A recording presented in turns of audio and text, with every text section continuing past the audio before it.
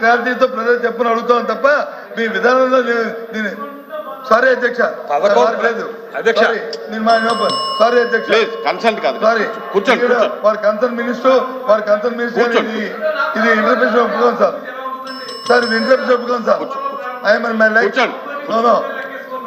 కూర్చోండి sorry sir finance minister గారు ఉన్నారు కన్సర్న్ మినిస్టర్ గారు ఉన్నారు అధ్యక్ష సారీ సార్ కన్సర్న్ మినిస్టర్ మాట్లాడారు ఓకే కూర్చుందాం మేము గౌరవంగా అంతేగాని అందరూ మాట్లాడతారంటే తప్పని చూసుకో అది ఎందుకు చెప్తానంటే అధ్యక్ష అప్పులు అని చెప్పి ప్రజల్లో మభ్యపెట్టి వాళ్ళ ట్రాన్స్ఫర్స్లో తీసుకెళ్ళిపోయి వాళ్ళకున్న ఇది ప్రచార మాధ్యమాలతో చెప్తున్నారు అధ్యక్ష ఇదిగో చూడండి అధ్యక్ష మీరు ఇచ్చే మా ఆర్థిక మంత్రి గారు ఇచ్చింది సీటే కదా సార్ అధ్యక్ష ఈ రాష్ట్రం ఏర్పాటైన తర్వాత ఏది 2000 బైఫర్కేషన్ తర్వాత వచ్చిన తర్వాత 1,18,000 కోట్లు వచ్చి బైఫర్కేషన్ మనకు అప్పు వచ్చింది అధ్యక్ష మనకి దాంతోపాటు గవర్నమెంట్ గ్యారెంటీస్తో కలిపి ఇంకో 14,000 కోట్లు అధ్యక్ష అంటే 1,32,000 కోట్ల 79 కోట్లు 1,32,079 కోట్లు అధ్యక్ష చంద్రబాబు నాయుడు గారు ఛార్జ్ తీసుకొని వచ్చాము ప్రజలు చెప్పమనించారు దేవుడు కరుణించాడు ఆయన ముఖ్యమంత్రి అయ్యారు ఓకే అప్పుడు ఆయన 14 నుంచి 19 వరకు ఆ ఉన్న అప్పుని 1,18,000 2,57,000 కోట్ల 510 కోట్లకి తీసుకెళ్ళారు అధ్యక్ష 2,52,000 కోట్లు అదే గ్యారంటీ గవర్నమెంట్ గ్యారంటీతో కలుపుకుంటే అధ్యక్ష 3,13,18 కోట్ల అధ్యక్ష గవర్నమెంట్ గ్యారంటీతో అదే మళ్ళీ 2019 నుంచి 24 వరకు మళ్ళీ ప్రజాభిమానించాడు దేవుడు కరుణించాడు జగన్మోహన్ రెడ్డి ముఖ్యమంత్రి అయ్యాడు అధ్యక్ష అయిన తర్వాత ఈ 2 లక్షల ఏదైతే 2,57,000 కోట్లు ఉన్నదాన్ని 4,90,000 కోటికి పెరిగింది అధ్యక్ష ఏది 2,57,000 ఎగిరి 4,91 అయింది అధ్యక్ష అదే గవర్నమెంట్ గ్యారంటీతో కలుపుకుంటే ఇదన్నీ నాయకు కాదు అధ్యక్ష ఇగో ఈ పుస్తకం ఉంది అధ్యక్ష గవర్నమెంట్ గ్యారంటీతో కలుపుకుంటే అధ్యక్ష 1,54,000 కోట్లు గవర్నమెంట్ గ్యారంటీ కలిపి 6,46,000 కోట్ల 531 అధ్యక్ష ఇది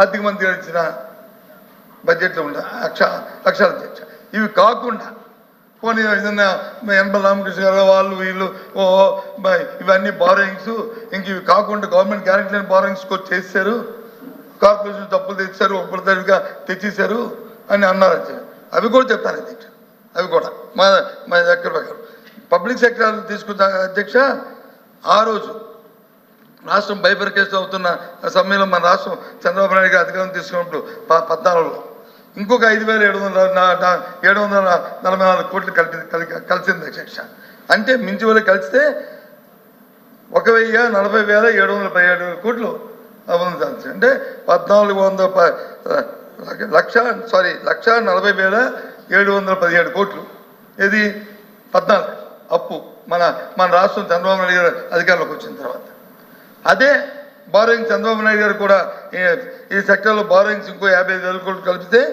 3,90,247 కోట్లు అధ్యక్ష బారోయింగ్స్ కలిపి అదే జగన్మోహన్ రెడ్డి గారు మళ్ళీ చంద్రబాబు నాయుడు గారికి అధికారం అప్పచెప్పిన నేపథ్యంలో మా మంత్రి అయిన మా ఆర్థిక మంత్రి అయిన సందర్భంలో అది ఇంకొక 63,000 కోట్లు కలిసింది అధ్యక్ష దేనికి 6,40,000కి అవి కలిస్తే అధ్యక్ష 7,21,918 కోట్ల అధ్యక్ష ఇది మీరు ఇచ్చిన మా ఆర్థిక మంత్రి ఆర్థిక ఇచ్చే ప్రతిపాదనలో ఇది అధ్యక్ష ఇది కాకుండా ఇంకా నిన్న పత్రికలో చెప్పిన కానీ చూసిన కానీ పెద్దలు మాట్లాడిన కానీ లేకపోతే ఇప్పుడు ఆర్థిక మంత్రి గారు ఈ పుస్తకాల్లో లేని విషయాలు కూడా నాతో మాట్లాడిన తర్వాత చెప్తారు అధ్యక్ష ఏది జీతాలు బచ్చాలు లేకపోతే బిల్సు అవి ఇవి పెండింగ్ ఉన్నాయని అని చెప్తారు అధ్యక్ష ఇది రొటీన్ ప్రాసెస్ అధ్యక్ష ప్రభుత్వాలు మారుతున్నప్పుడు వస్తున్నప్పుడు ఓ ప్రభుత్వం వస్తుంటాయి అధ్యక్ష అప్పుడు కూడా ఉన్నాయి అధ్యక్ష అప్పుడు కూడా ఉన్నాయి అప్పుడు ఏమీ లేకపోలేదు అధ్యక్ష అప్పుడు కూడా సుమారు 47,000 కోట్ల రూపాయలు ఆ రోజు చంద్రబాబు నాయుడు గారి ప్రభుత్వం మారి మళ్ళీ జగన్మోహన్ రెడ్డి ప్రభుత్వం వచ్చినప్పుడు ఆ రోజు కూడా బకాయిలు ఉన్నాయి బకాయిలు లేవని ఎవరన్నారు చూడమనండి అవి ఇప్పుడు వచ్చి 80,000 కోట్లు 90,000 కోట్లు అవి ఉంటాయి కాదనలేదు మేమేమైనా మేము దానికి వ్యతిరేకం కాదే. ప్రభుత్వాలు నడుస్తున్నప్పుడు అవి అవుతుంటాయి అవన్నీ. కానీ అంతేగాని 14 లక్షలు 20 లక్షలు మరి 14 లక్షలు 10 లక్షలు పోయి మరి ఎందుకు 9 లక్షల చిల్లరకి మరి ఎందుకు వచ్చారు? సరే, ఆర్థిక మంత్రిగా పెట్టిన బడ్జెట్ని పక్కన పెడితే ఆయన ఎందుకు వచ్చారు? అది కాదు కదా. దయచేసి ఆలోచన చేసి వాస్తవం ఎందుకు చెప్తున్నారు మీరు? మాకు అనిపిస్తుంది ఎందుకు చెప్తున్నారంటే ప్రజల్ని మభ్యపెట్టి అప్పుల్లో ఉంది, ఇది కోరిపోయింది, అది కోరిపోయింది అని చెప్పి వాళ్ళు మోసం చేసి వాళ్ళకి వచ్చి మళ్ళీ రేపు ఏదైతే మీరు ఇచ్చిన ఈ సూపర్ 6 ఉన్నాయో ఈ సూపర్ 6ని ఎగనామం పెట్టడానికి చేస్తున్న ప్రక్రియలో భాగమని చెప్పి మాకు అనుమానం ఉంది అధ్యక్ష. ఈ విషయాన్ని మేము ప్రజలకు కూడా తెలియజేస్తాం. ఎందుకంటే ప్రజల తరఫున మా గొంతుకు అధ్యక్ష. ఇవాళ సభలోనే కాదు, రేపు బయట కూడా వెళ్తాం. బయట కూడా మీరు ఇచ్చిన హామీకి ఏంటిది సమాధానం?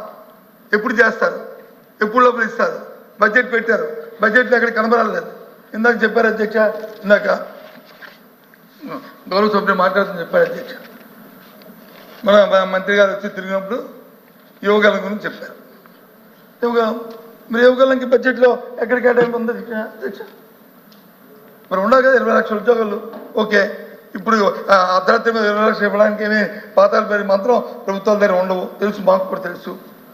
లేకపోతే నిరుద్యోగ వృత్తి ఇస్తున్నారు. ఓకే, మరి నిరుద్యోగ వృత్తి ఇచ్చినప్పుడు మీరు పాయింట్ చేసినప్పుడు వారికి కావాల్సిన డబ్బుని మీరు కేటాయింపు చూపెట్టారు కదా అధ్యక్ష. ఆ కేటాయింపు ఎక్కడున్నాయి? అవి లేకుండా మరి మనం మాట్లాడుకుని ఏమనండి 14 లక్షల అప్పు ఉంది, 10 లక్షల అప్పు ఉంది కాబట్టి ఇవి ఇచ్చి మేము ఎగ్గొట్టు తలుచుకున్నాం అంటే ఆ రోజు ఏం చెప్పారు? 14 లక్షల అప్పు ఉన్నా, 10 లక్షల అప్పు ఉన్నా, 50 లక్షల అప్పు ఉన్నా మాకు సంపద సృష్టి తెలుసు, మా చేతిలో ఇది ఉంది, ఇంద్రధనస్సు ఉంది, మేము తీసుకొస్తాం అని చెప్పారు అధ్యక్ష. ఎన్నికలు అందుకే కదా అధ్యక్ష. ఇప్పుడు ఆ రోజు మా పార్టీలో డిస్కషన్ జరిగింది అధ్యక్ష. మా పెద్దలందరూ కూర్చొని మాట్లాడుతున్నాం.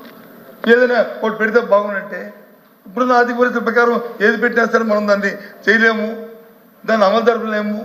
కాబట్టి వద్దని చెప్పిన కదా మేము సెకండ్ అయ్యి ఇచ్చిన వాగ్దానాలకి మేము కట్టుబడి నుండి మేము చేయలేకపోయాము. సరే అయిపోయాము.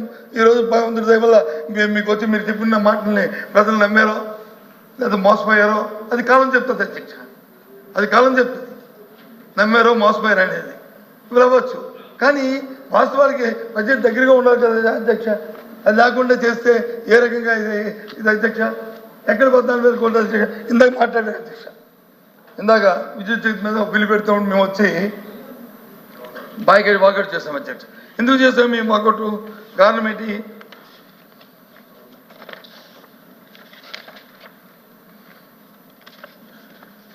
విద్యుత్ రంగానికి ఏ ప్రభుత్వాలు ఉన్నప్పుడు ప్రథమ భారం పడకంట ఆ ప్రభుత్వాలు వచ్చి ఆదుకోవడం అనేది, డిస్కామ్లు ఆదుకోవడం అనేది సహజంగా వస్తున్న పరిణామం అధ్యక్ష.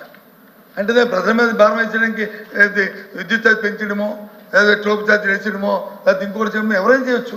ప్రజా అధికారులు ఇచ్చారు కాబట్టి 5 సంవత్సరాల్లో మన ఇష్టం, మన చేతిలో మ్యాండేట్ ఉంది కాబట్టి మన ఇష్టం, రాజ్యాంగంలో మనకి హక్కులు పొందిపోతాయి కాబట్టి మన ఇష్టం. కానీ ఎన్నికల ముందు ఏం చెప్పాం? విద్యుత్ ఛార్జీలు పెంచం, పెన్షన్ ఛార్జీలు తగ్గిస్తామన్నారు. కానీ వాస్తవాలు చూసుకుంటే ఏదైతే 2014, 2015 ఈ ప్రభుత్వం వచ్చినప్పటికీ డిస్కాముల తాలూకు అప్పు ఎంతో తెలుసు అధ్యక్ష? లైబిలిటీ ఎంతో తెలుసు అధ్యక్ష? 6,625 కోట్లు.